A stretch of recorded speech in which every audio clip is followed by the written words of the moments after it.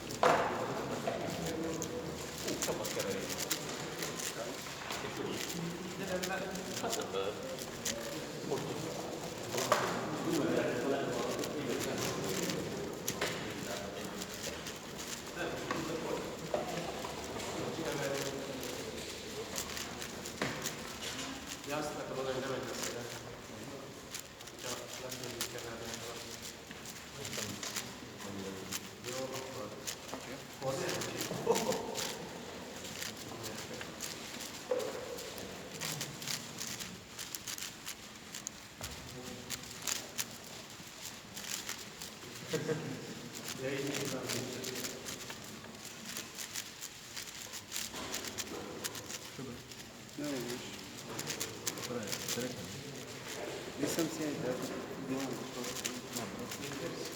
Ako mislim. Neće ići to.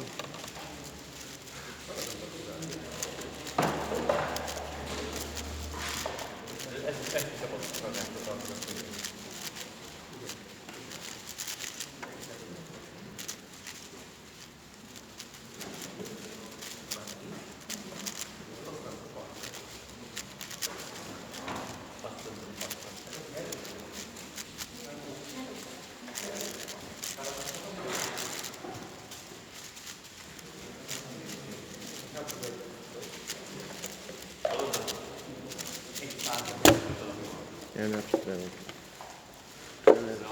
Za sad. Još je loš sol. Još je loš sol, što je najgore. Koliko je do sad bilo? 2.57.